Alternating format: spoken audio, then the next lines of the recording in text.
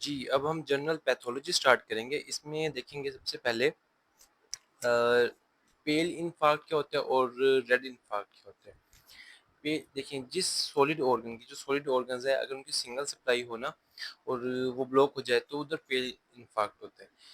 Red infarct क्या होता है कि कुछ ऑर्गन्स की डुअल ब्लड सप्लाई होती है, सही है? तो उनमें ऐसा होता है कि एक सप्लाई जो मेजर सप्लाई है उसके कटने से इन्फार्क्शन हो जाता है और दूसरे से ब्लड ओज आउट हो जाता है, उधर आ जाता है। उसे कहते हैं रेड इन्फार्क्ट या हेमरेजिक इन्फार्क्ट। ये भी हो सकता है कि सिंगल सप्लाई हो लेकिन वहाँ लूज कनेक्टिव टिश्यू हो के बाद में इन्फार्क्शन के बाद वहाँ ब्लड ओज आउट होके आ जाए, तो एज अ रिजल्ट वहाँ हो जाएगा हेमरेजिक इन्फार्क्ट।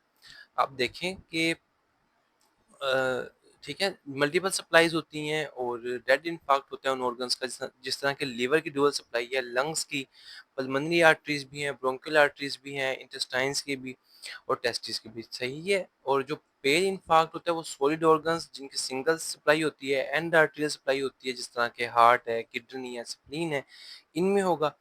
अच्छा, अब वो कहते हैं least chance of infarction liver का इस वजह से इसकी डुअल आर्टेरियल सप्लाई होती है। अगर आर्टेरियल हेपेटिक आर्टरी का मसला हो ना तो उससे लिवर मतलब मोस्ट सबसे ज़्यादा चांस है कि बच जाएगा, क्योंकि इसकी पोर्टल से भी सप्लाई आती है ना। A patient was diagnosed to have a pale infarct in which following condition does it occur? Embolic या ischemic stroke। अच्छा, वैसे जो होता है ना ब्रेन के अंदर होती है लिक्विफेक्टिव नेक्रोसिस, जो कि पेल इन्फार्क्ट की टाइप ही है लेकिन उधर लिक्विफेक्टिव नेक्रोसिस उसे हम यूज़ करते हैं। यहाँ ये मुराद हो सकता है कि हम आगे चल के ना देखेंगे भी, एक और एमसीक्यू इस तरह आता है उसमें कहते हैं कि सीटी स्कैन करवाया था उस पे आपको ना पेल लेयर नज़र आई है। तो अब वो क्या है? अब वो एम्बोलिक या इस्कीमिक है। अगर वो कह दे कि वो नहीं डेंस ब्राइट आपको नज़र आ रही है तो वो हेमरेजिक इन्फार्क्ट है। मे बी यहाँ ये मुराद लेना चाहता था वो। Which of these is least likely infarcted in arterial supply blood liver?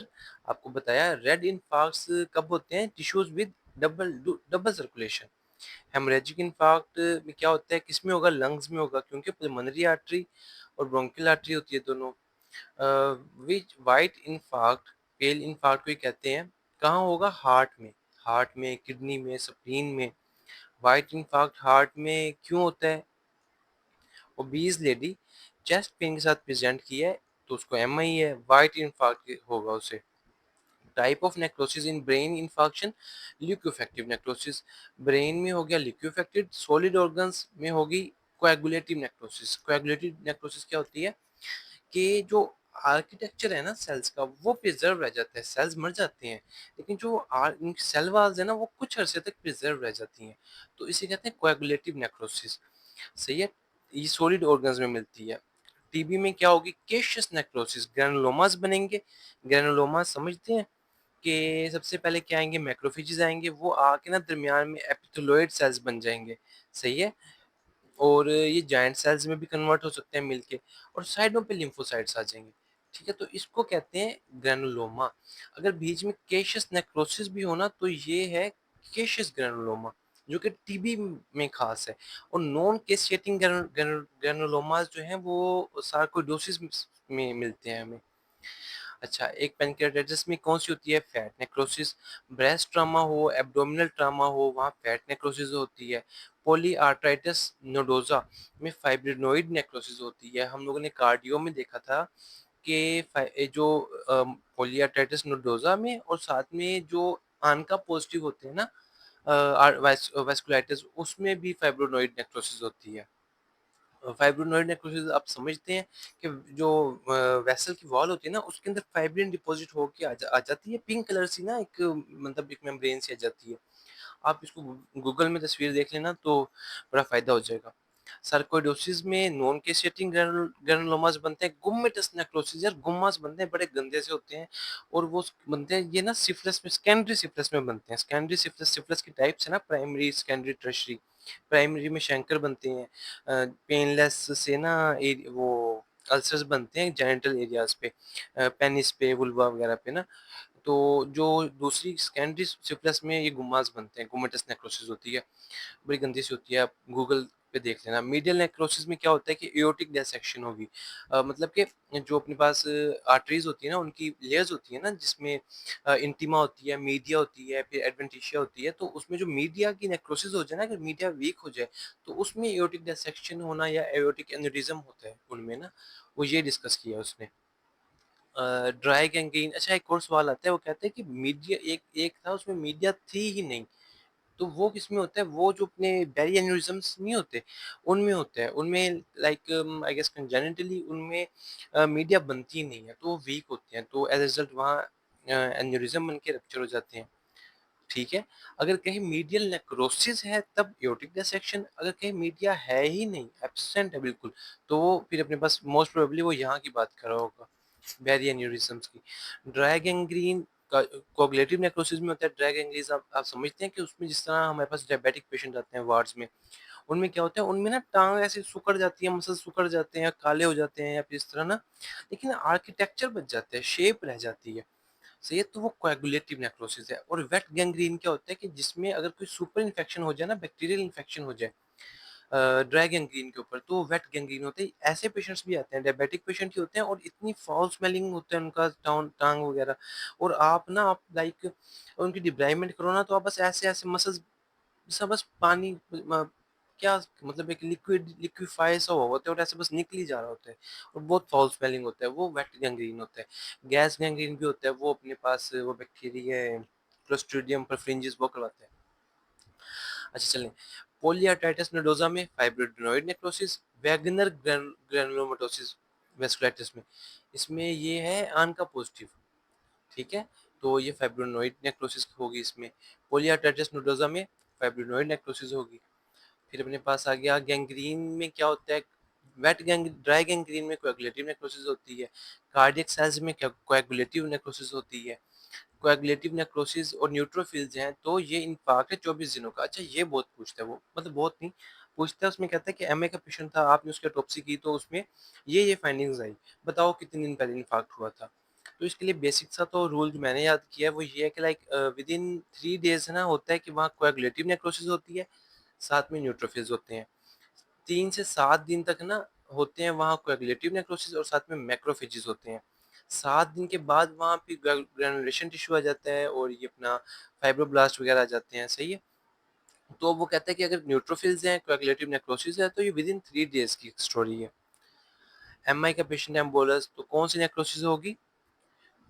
MI लिपोफिस्टिन मिला है, एक हार्ट साइज था उसमें लिपोफिस्टिन मिला है, वो क्या शो करता है कार्डियक फाइब्रस में? ऑटोफेगी को। लिपोफिस्टिन क्या होता है? हमारे जो बॉडी के सेल्स हैं ना, उनमें आपको पता है वेयर एंड टेयर चलता रहता है, तो जो बहुत पुरानी ऑर्गेनेलिज होती है ना, जो काम की नहीं होती, उनको सेल खा जाता है, उनको ऑटोफेजी के थ्रू खत्म कर देते हैं।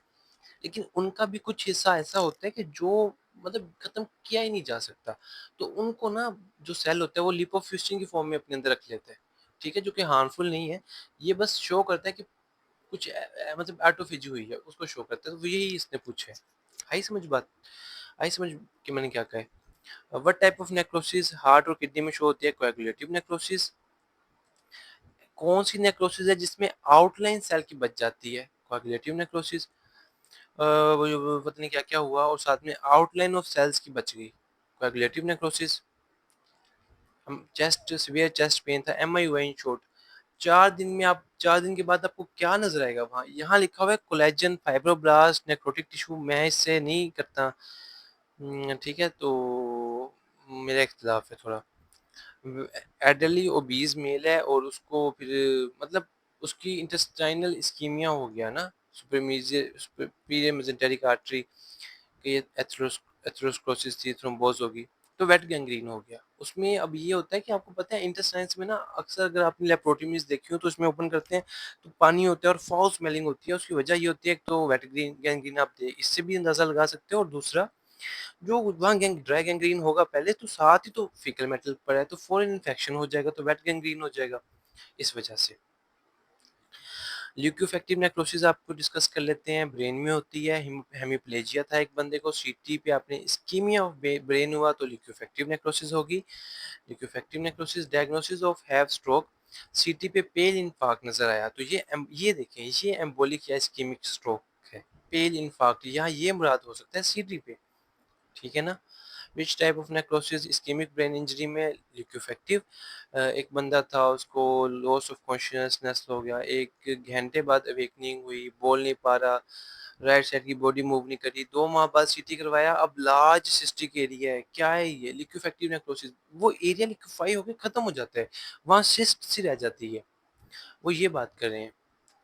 फैट नेक्रोसिस, अच्छा, वही है फैट नेक्रोसिस, सीरम लाइपेज ज़्यादा है, एक बंदे का बैक पेन है तो वही पैंक्रियाटाइटिस है। Fat necrosis, fat necrosis, fat necrosis, fat necrosis trauma की वजह से होती है, एब्डोमिनल ट्रामा, ब्रेस्ट पे ट्रामा, उसकी वजह से हो सकती है। वही होता है फैटी टिश्यू, फैटी ट्रामा होता है, जो एडिपोज सेल्स है वो ब्रस्ट करते हैं, फैट बाहर आता है, फिर वहाँ कैल्शियम आती है खून के साथ, स्पोनिफिकेशन होती है और वहाँ फिर वो फैट नेक्रोसिस हो जाती है।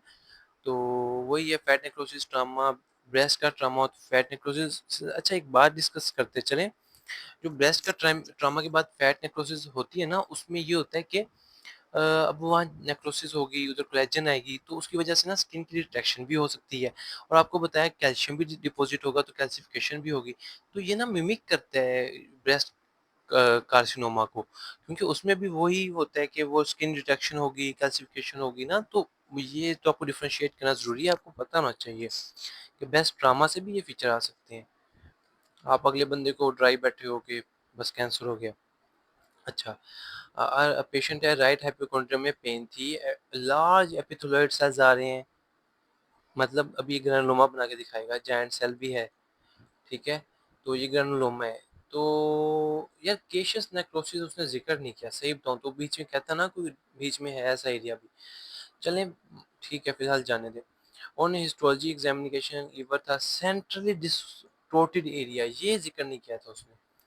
एपिथेलियोइड सेल्स हैं, ये केशियस नेक्रोसिस है। टीबी है, caseous necrosis. Dry cough, low grade fever, malaise, TB है, caseous necrosis. Non caseating granuloma है, बायलैटरल हाइलर लिम्फेडिनोपैथी हो, हाइपरकैल्सीमिया हो, क्लासिकल फीचर्स हैं सार्कोइडोसिस के।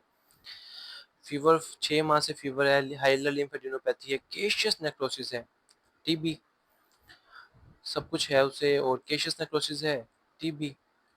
ये देखें इस बात को, इस एमसी को याद रखना, इसको याद रखना। वो कहता है कि सर्वाइकल लिम्फेडिनोपैथी है, बायलैटरल हाइलर लिम्फेडिनोपैथी है, ग्रेनुलोमा है, टिपिकल ग्रेनुलोमेटस नेक्रोसिस है, सब मैंडिबुलर और सब लिंगुअल ग्लैंड में, पता नहीं कैसे, बस ये है सार्कोइडोसिस, ठीक है?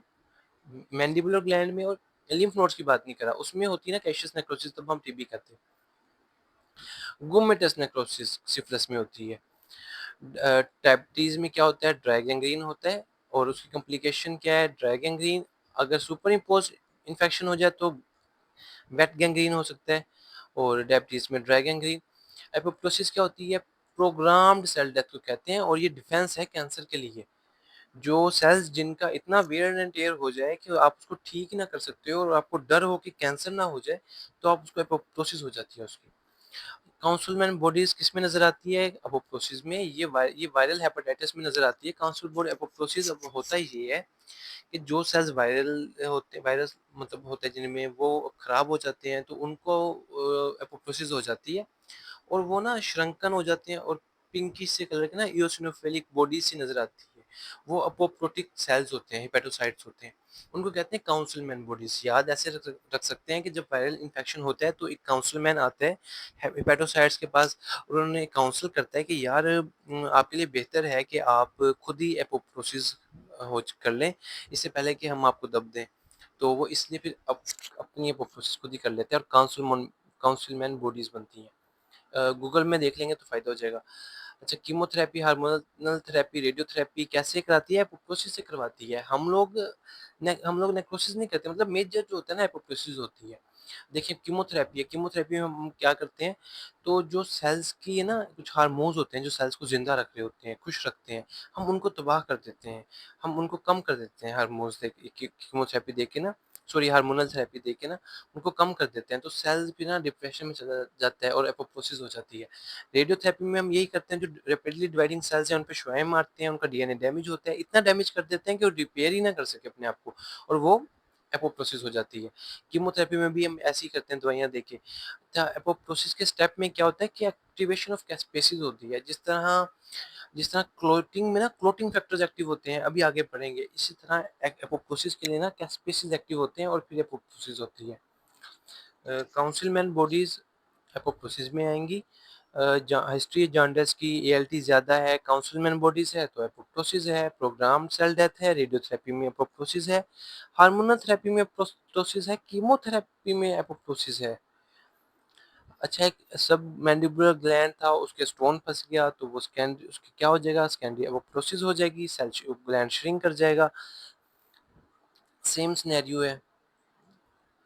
एपोप्टोसिस कैसे होता है, ओनकोसप्रेसर्स कहते हैं ट्यूमर सप्रेसर जीन्स को, वो एक्टिव होती हैं, वो ट्यूमर को सप्रेस करेंगी। कैसे करेंगी, एपोप्टोसिस करवा के खराब सेल्स की। इंट्रिंसिक एक्सट्रिंसिक पाथवेज दो तरीके से एपोप्टोसिस हो सकती है। एक अंदर से होती है इंट्रिंसिक, मतलब माइटोकॉन्ड्रियल वगैरह डैमेज हो तो उससे होती है, और बाहर से भी हो सकती है। तो लाइक दोनों पाथवेज एपोप्टोसिस करवाते हैं। मोस्ट इंपोर्टेंट एक्सपेक्ट क्या है एपोप्टोसिस का, कि ओवर क्राउडिंग ऑफ सेल्स से बचाते हैं। जिस तरह की सपोज इसकी बेस्ट एग्जांपल है, आप एक मसल को यूज ना करो तो उसकी वो मसल कमजोर नहीं हो जाता। उसकी वजह यही है कि जब आपने काम ही नहीं करना तो क्यों रखना मसल उतना, है ना। तो इस वजह से वो एपोप्टोसिस हो जाती है। तो ये एक एग्जांपल है। Starts apoptosis activation of caspases, जबकि BCL2 और BCLX, ये BCXL ये एंटी एपोप्टोटिक है। यूं कर लें कि सेल डेथ को रोकता है, बचाता है, तो एंटी एपोप्टोटिक है। और इन्हीं को लाइक एक्टिवेट करके कैंसर भी डेवलप हो सकता है ना। एक बंदा प्रो माइलोटिक ल्यूकीमिया था, काउंसिल बॉडीज थी, एपोप्टोसिस जो भी सिनेरियो है।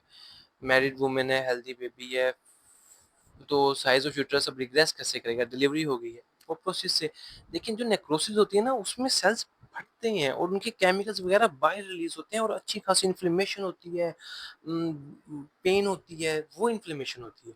ऐसा कुछ होता है एपोप्टोसिस में, तो तसल्ली से तमीज से सेल को लपेट के खत्म कर देते हैं। कोई चीज ऐसे स्पिल आउट नहीं होती ना। Blood film of a patient acute promyelocytic leukaemia है, और अच्छा देखें, प्रोमाइलोसिटिक ल्यूकीमिया, और जो सेल्स अब आ रहे हैं ना लार्ज हैं, उनका इरेगुलर सी आउटलाइन है, और साइटोप्लाज्म कम हो चुका है। Multiple basophilic homogeneous round bodies हैं। देखो जो जो होते हैं ना, ये बेसोफिलिक ये होते हैं न्यूक्लियस, सही है ना। अब मल्टीपल है मतलब कि न्यूक्लियस बिखरा हुआ है, न्यूक्लियर फ्रेगमेंट्स से हैं, यूं जाहिर हो रहे हैं। तो मतलब ये सेल एपोप्टोसिस में जा रहा है, ये बताना चाह रहे हैं। वो भी खास तौर पर अगर एक्यूट प्रोमाइलोसिटिक ल्यूकीमिया की पेशेंट की थेरेपी चल रही हो ना, कीमोथेरेपी चल रही हो, तो उसमें ये ऐसे सेल्स की प्रेजेंटेशन आना कॉमन है। तो ये एपोप्टोसिस का फीचर है। नेचुरल डिफेंस क्या है, एपोप्टोसिस एपोप्टोसिस कार्सिनोजेनेसिस लॉस हो जाए तो एंटी एपोप्टोटिक फैक्टर्स कौन से हैं, BCL अभी देखा हमने। अच्छा, नेक्रोसिस में आपको डीएनए कैसे नजर आएगा, एक स्मीयर की तरह, एक धब्बे की तरह फैला हुआ सा, बस ऐसी रैंडम सी उसकी हो रही है ब्रेकडाउन। जबकि जो एपोप्टोसिस होगी ना, उसमें लेडर पैटर्न फ्रेगमेंटेशन होगी, कि मतलब वक्फे वक्फे से ना आपको डीएनए की वो एक लेडर पैटर्न नजर आएगा। सही है। तो ये होगी अपने पास एपोप्टोसिस। फिलहाल इतना ही करते हैं, बहुत ज़्यादा होता जा रहा है।